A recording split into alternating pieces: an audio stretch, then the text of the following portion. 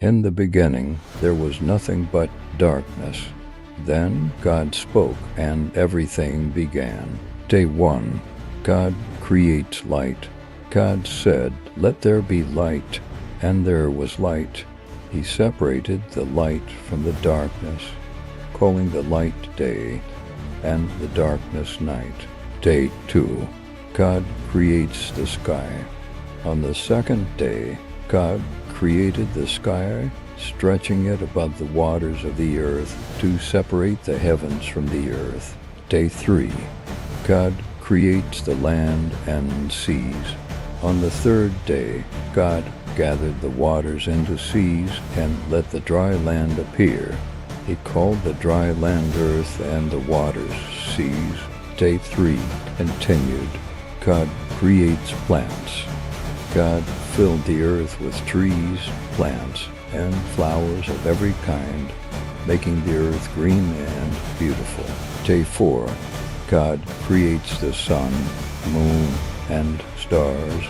On the fourth day, God created the sun to light the day, and the moon and stars to light the night. Day 5. God fills the seas with fish. On the fifth day, God filled the seas with fish and all kinds of sea creatures, filling the waters with life. Day 5 continued. God fills the sky with birds, and God created birds to fly across the sky, filling the heavens with song and beauty. Day 6. God creates animals. On the sixth day, God created all kinds of animals, from the smallest insects to the largest beasts of the land. Day 6 continued. God creates humans. Then God created man and woman in his own image, placing them in the Garden of Eden to care for all creation. Adam and Eve lived in the Garden of Eden, where they cared for the plants and animals and enjoyed God's beautiful creation. Day 7. God rests. On the seventh day, God rested, and all of creation was perfect and good. God looked at everything he had made, and it was very good. God gave the world to Adam and Eve, trusting them to care for all he had made. God loved his creation and wanted Adam and Eve to live in peace and harmony with everything he made. In the beginning, everything worked together in harmony, just as God intended. Families learned about God's creation, reflecting on the beauty of the world and the gifts that God had given them. People were inspired to take care of the world, just as God asked Adam and Eve to do. The story of creation reminds us to appreciate the world around us, knowing that everything is a gift from God. God's creation is all around us, and we are called to care for it and live in harmony with everything he made. What if I told you that everything you know about life, choice, and consequences began in a perfect garden, a place of beauty and abundance, where the people had everything they could ever need until one decision changed the course of history forever. The Lord God planted an orchard in Eden, a paradise where he placed the first man, Adam. This garden was not just beautiful. It was filled with every tree that was pleasing to the eye and good for food.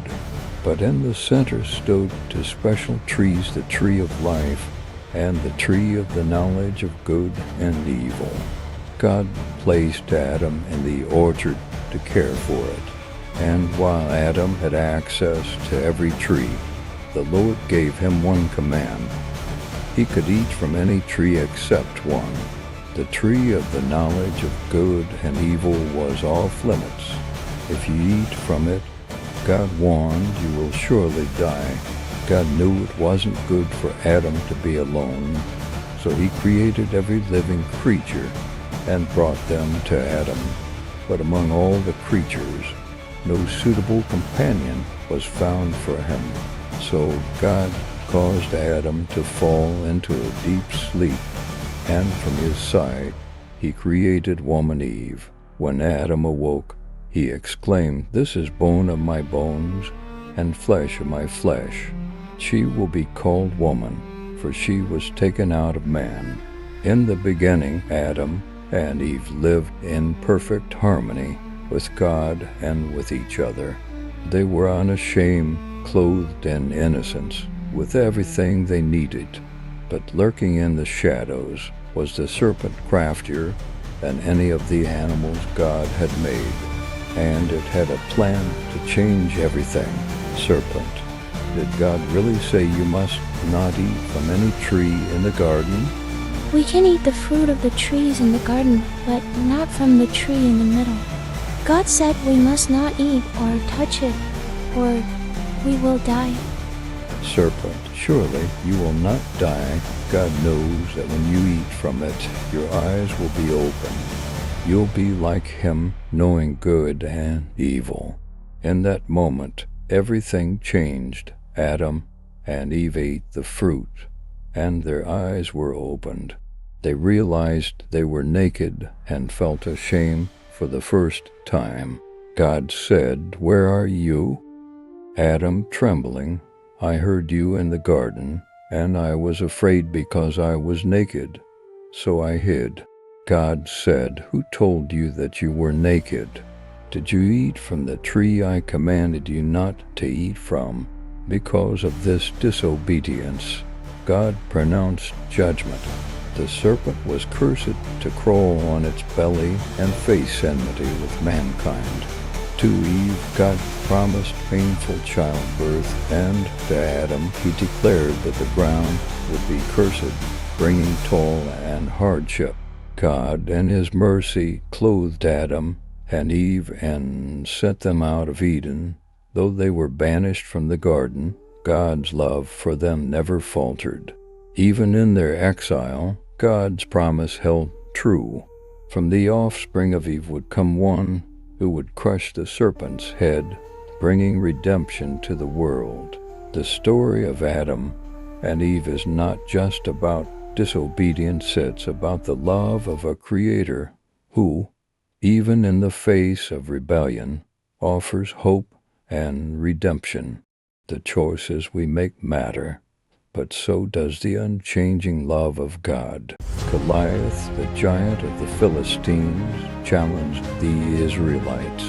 He was strong, powerful, and no one dared to face him. Meanwhile, David, the youngest son of Jesse, was a simple shepherd boy, but his heart was full of faith in God.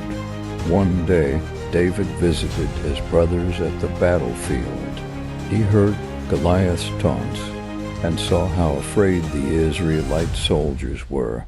David, filled with faith, went to King Saul and offered to fight Goliath. He believed God would protect him. King Saul tried to dress David in heavy armor, but it was too big. David knew that his faith in God was the only protection he needed.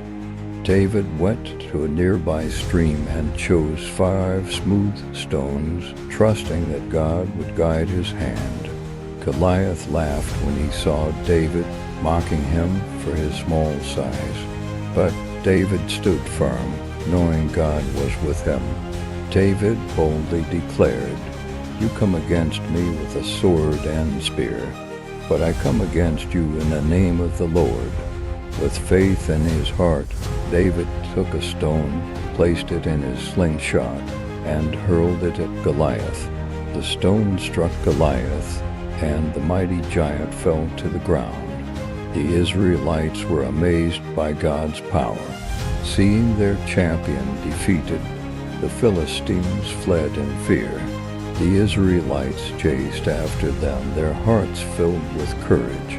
David stands over Goliath's fallen body, looking up to the sky in gratitude. The Israelites gather around him, lifting him up in celebration.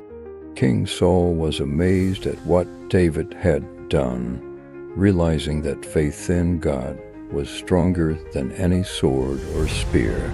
The Israelites celebrated their victory, praising God for delivering them from their enemies through David's courage and faith. David returned home, where his family welcomed him with open arms. He knew that with God by his side, anything was possible. David sat by the fire that night, reflecting on the battle. He knew that it was not his strength, but God's, that had made him victorious. David's slingshot became a symbol of faith and courage, a reminder that with God, even the smallest can overcome the greatest challenges. The Israelites gathered together, retelling the story of David and Goliath, and how God's power had saved them all. David would go on to face many more challenges, but he always remembered the day when faith in God helped him overcome the impossible. The story of David and Goliath became a lasting legacy, a tale of faith, courage, and God's enduring strength. God spoke to Jonah and commanded him to go to Nineveh to warn the people there. But Jonah was afraid and didn't want to go. Instead of following God's instructions, Jonah decided to run away. He thought he could escape God's plan. Jonah found a ship heading far away and boarded it, hoping to flee from God. As the ship sailed, a terrible storm suddenly appeared. The sailors were terrified, and Jonah knew that this was no ordinary storm. Jonah confessed to the sailors that he was the reason for the storm. He told them to throw him into the sea, and the storm would stop.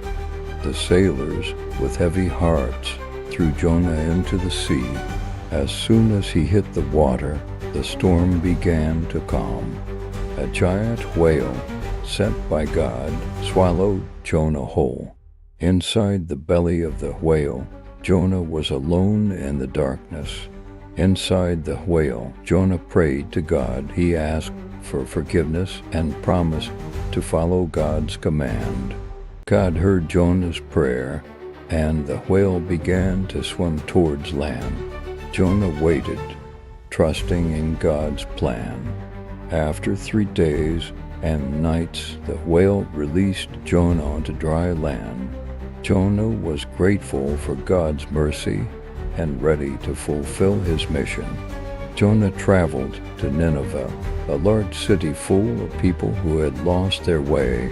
He knew his mission was challenging, but he trusted in God.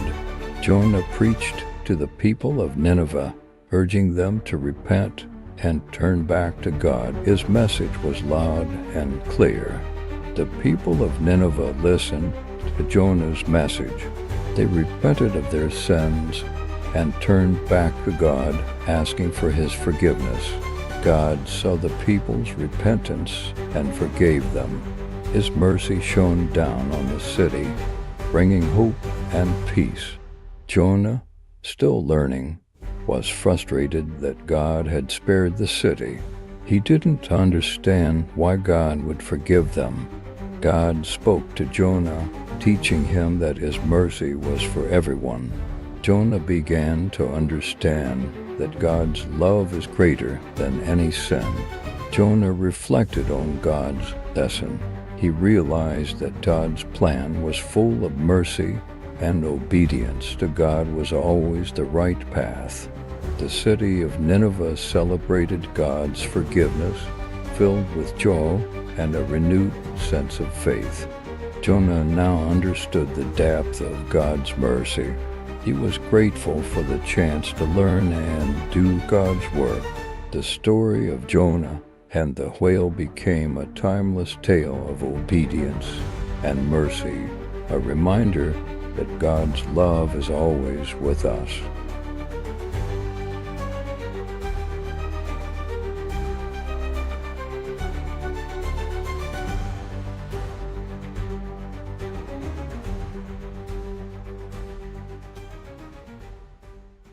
Once upon a time, there was a man who set out on a journey from Jerusalem to Jericho. Along the way, the man was attacked by robbers who took his possessions and left him wounded. A priest came down the road and saw the injured man, but instead of helping, he passed by on the other side.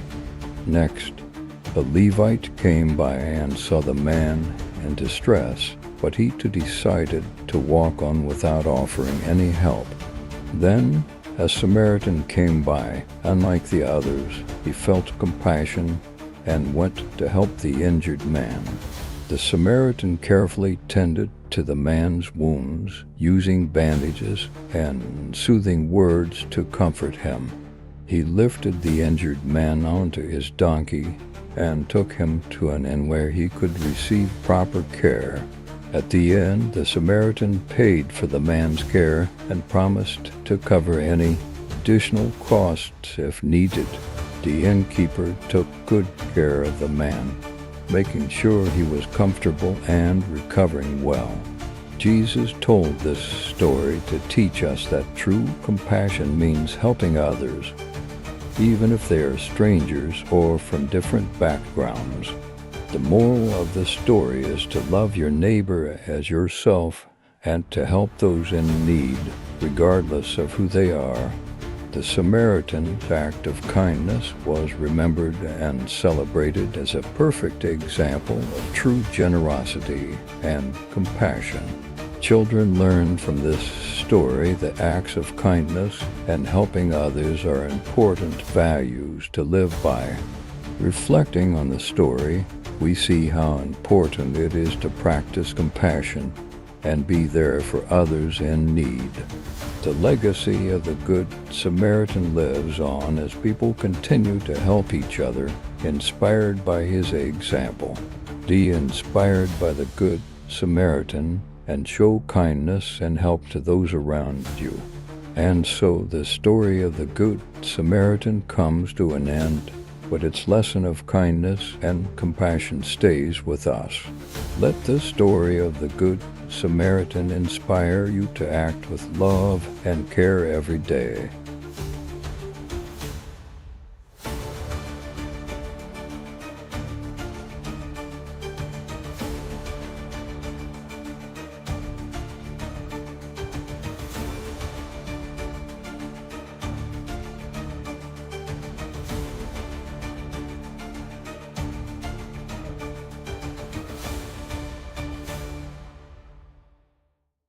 Jerusalem, once the shining city of David, is on the brink of collapse.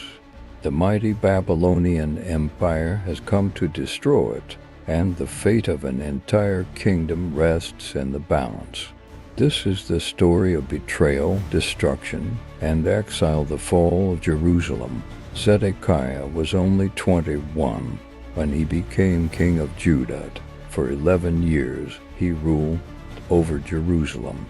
But like his predecessors, Zedekiah turned away from God's path, leading Judah further into chaos.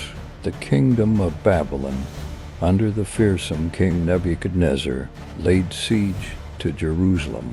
For over a year and a half, the people of the city endured starvation, fear, and despair as Babylonian forces tightened their grip. By the 9th day of the 4th month, famine gripped Jerusalem. The residents were starving, and the city walls could no longer hold back the might of Babylon. That night, King Zedekiah and his soldiers made a desperate escape through a hidden gate, but the Babylonian army pursued Zedekiah relentlessly. They caught him in the plains of Jericho. His army abandoned him, and the king was brought before Nebuchadnezzar. What happened next was a punishment so brutal it would mark the end of an era. As Zedekiah watched, his sons were executed before him. And then Nebuchadnezzar ordered Zedekiah's eyes to be put out, leaving him blind, broken, and in chains as he was taken to Babylon. The Babylonians were merciless. They burned down the Lord's temple the royal palace, and every large house in the city. Jerusalem's walls were torn down, and the city was left in ruins. The people of Judah, those who survived, were carried off into exile. Even the sacred temple of Solomon was not spared. The Babylonians took everything of value: gold, silver, and bronze. The once proud house of God was stripped bare and reduced to ash. Judah's people, once free in their promised land, were now captives.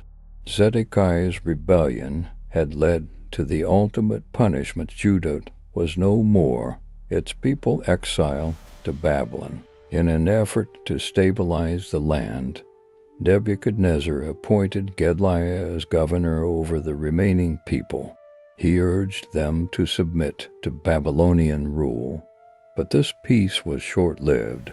In a brutal twist, Goliath was assassinated by Ishmael, a member of the royal family.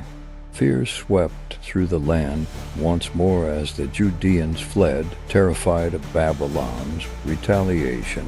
Years later, in a surprising act of mercy, King Jehoiachin, who had been exiled, was pardoned by the new Babylonian king, evil Merodach. For the rest of his life, Jehoiachin lived under the protection of the Babylonian court, a small glimmer of hope in a tragic tale. The fall of Jerusalem marked the end of an era for the people of Judah, exiled from their homeland, their city in ruins. They were scattered. But even in the darkness, the hope of return remained a hope that would one day be fulfilled. Pharaoh's heart was hardened. He commanded his soldiers to bring back the Israelites who had fled from Egypt. Led by Moses, the Israelites journeyed through the desert, leaving Egypt behind and following God's promise of freedom. But Pharaoh's army was fast approaching, and the Israelites were filled with fear. They cried out to Moses for help. Moses lifted his staff and prayed to God for deliverance, trusting in his power to save them. Then, in a mighty display of God's power, the Red Sea parted and a path of dry land appeared before them. The Israelites hurried across the dry seabed.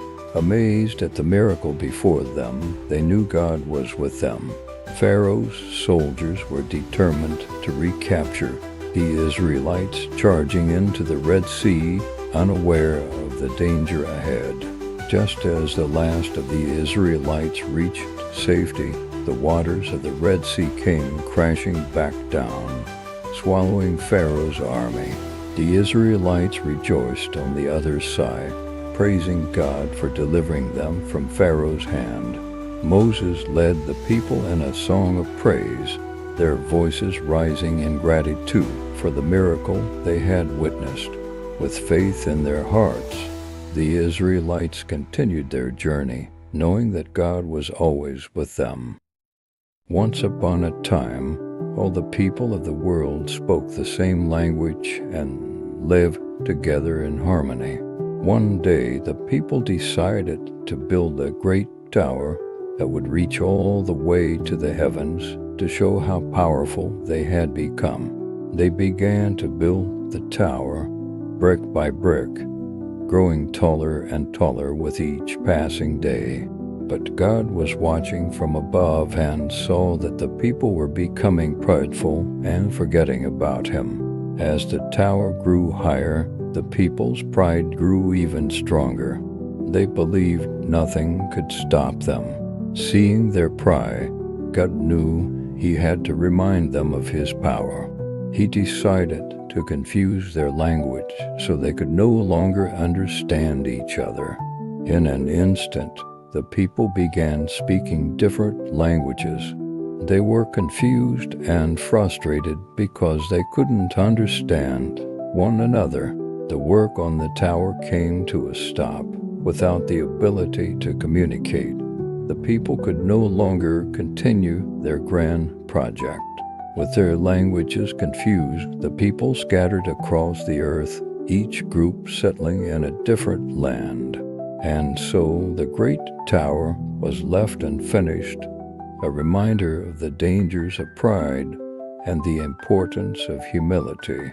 God taught the people a valuable lesson, that pride can lead them away from His plan, but humility brings them closer to Him. The people, now spread across the earth, learned to trust in God's guidance and live in harmony with one another.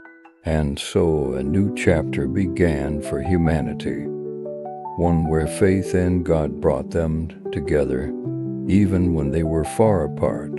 The story of the Tower of Babel reminds us that pride can divide, but faith in God will always unite us.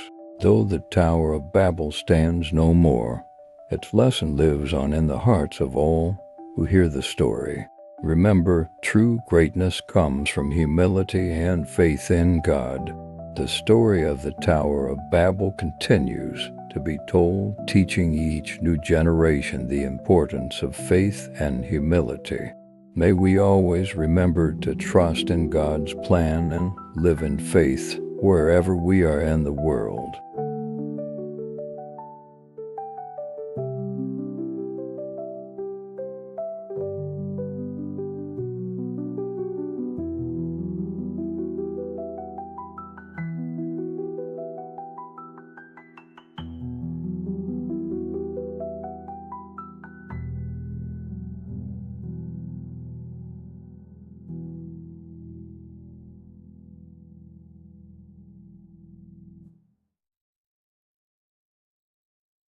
Noah was a good and faithful man.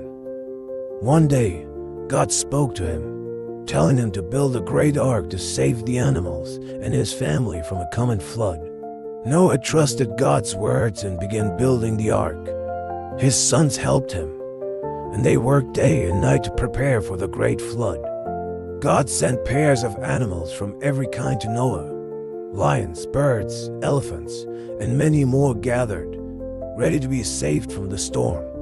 The rain began to pour, and soon the whole earth was covered with water. But Noah, his family, and the animals were safe inside the ark. For 40 days and 40 nights, the rain continued. But Noah and his family trusted God's promise, and they waited patiently inside the ark. Finally, the rain stopped, and the waters began to go down. The ark rested on a mountain, and Noah knew it was time to find dry land. Noah sent out a dove to find land. When it returned with an olive branch, Noah knew that the flood was finally over. Noah, his family, and the animals left the ark to start a new life. God made a promise with a rainbow in the sky, reminding them of His love. God placed a rainbow in the sky as a promise that He would never flood the earth again. It was a sign of His love and protection.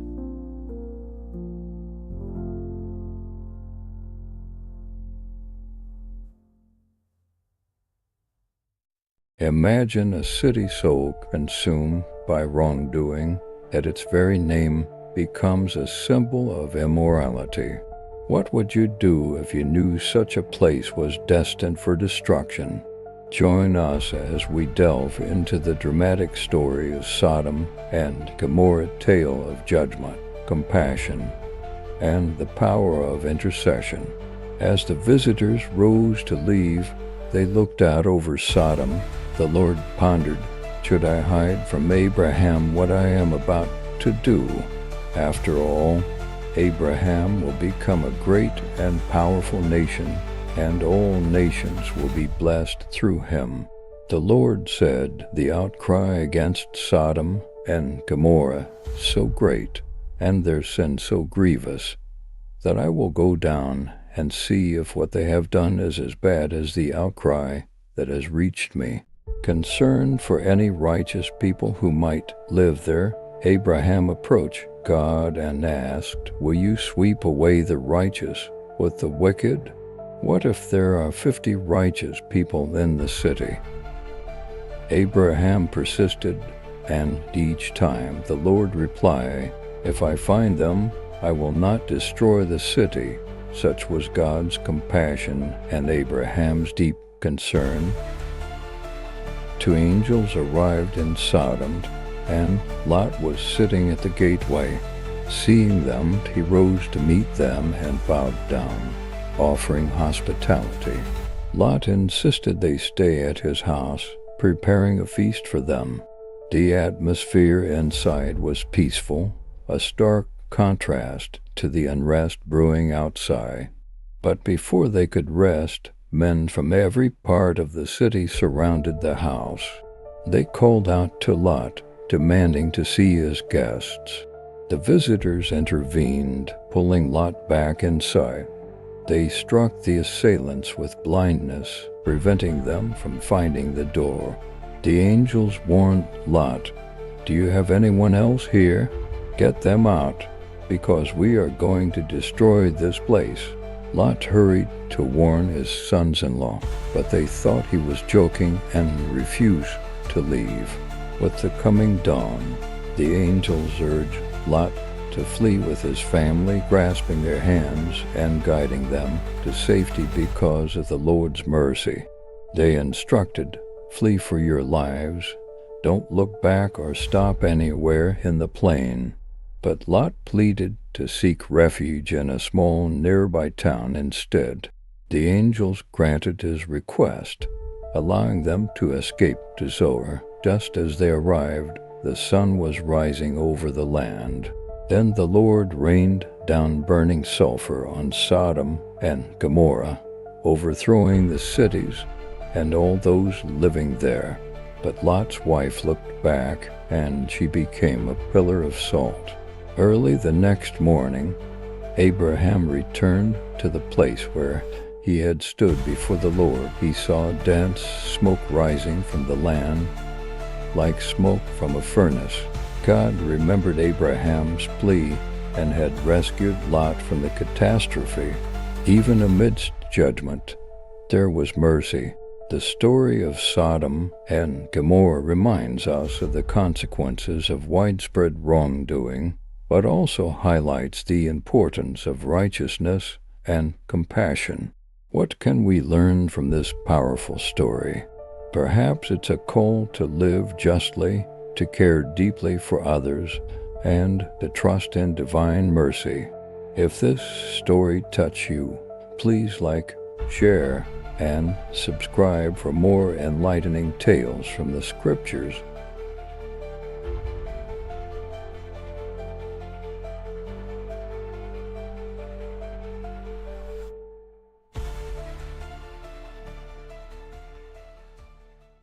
Joseph, the favorite son of Jacob, had dreams that showed he would rise to greatness, but his brothers did not share his dreams. Joseph's brothers were envious of his special coat and his dreams, and they began to plot against him. The brothers threw Joseph into a pit and took his coat to deceive their father into thinking he was dead. Joseph was sold to traders who took him to Egypt, while his brothers returned home with his torn coat, pretending Joseph was dead. In Egypt, Joseph worked hard and earned the favor of his master, Potiphar. Despite being far from home, Potiphar's wife tried to seduce Joseph, but he resisted her advances, remaining faithful to God and his master. Falsely accused by Potiphar's wife, Joseph was thrown into prison, but he continued to trust in God. While in prison, Joseph used his gift of interpreting dreams to help others, gaining favor with the prison warden. Pharaoh had a troubling dream that none of his advisors could interpret, and he was deeply concerned. Joseph was brought before Pharaoh, and he prepared to interpret the king's dream. Joseph interpreted Pharaoh's dream, predicting 7 years of plenty followed by 7 years of famine, and advised on how to prepare. Pharaoh promoted Joseph to a high position, putting him in charge of preparing Egypt for the coming famine. As the famine began, Joseph's wise management ensured Egypt had enough food, and many came to buy grain. Joseph's brothers came to Egypt seeking food, but they did not recognize him as the powerful man in charge. Joseph tested his brothers to see if they had changed, using his authority to create challenges for them. Joseph revealed himself to his brothers, and they were overwhelmed with emotion and joy to be reunited. Joseph forgave his brothers, understanding that everything had happened according to God's plan. Joseph and his father Jacob were joyfully reunited, bringing peace and happiness to their family. Joseph's family settled in Egypt, where they lived in peace and prosperity, thanks to Joseph's care. Joseph's story teaches us about forgiveness, perseverance, and trusting in God's plan, showing how we can rise above challenges. Have you ever been asked to leave everything behind your home, your family, and everything familiar to step into the unknown? That's exactly what happened to Abram, a man whose faith would shape the future of the world. In this video, we'll follow his incredible journey of faith and see how God's promises change everything. Stick with us to discover the amazing blessings that came from Abram's obedience. The Lord said to Abram, "Go out from your country, your relatives, and your father's household to the land that I will show you." God continued, "I will make you into a great nation. I will bless you and make your name great, so that you will be a blessing to others." Without hesitation, Abram obeyed. At the age of 75, Abram left Haran with his wife Sarai, his nephew Lot, and all their possessions, trusting God's word. They traveled through the desert, trusting that God would lead them to the land of Canaan, a land already inhabited by the Canaanites. At Shechem, by the oak of Moreh, the Lord appeared to Abram once more and said, "To your descendants I will give this land." Abram built an altar there to worship the Lord. Abram built an altar to the Lord and worshipped him, marking the land that would belong to his descendants. Abram moved his family to the hills near Bethel, where he built another altar to worship God. No matter where he went, Abram always honored the Lord, and so Abram continued his journey by stages, traveling toward the Negev. He trusted that God's promises would be fulfilled. Abram's faith and obedience set the foundation for a promise that would bless all nations. Through him, God's plan for redemption began to unfold. Through Abram, all the families of the earth would one day be blessed. His faithfulness showed us the power of trusting in God's plan. Abram's journey reminds us that faith often requires us to step into the unknown, trusting in God's promises. Just like Abram, we too can be part of a greater plan full of blessings beyond what we can imagine.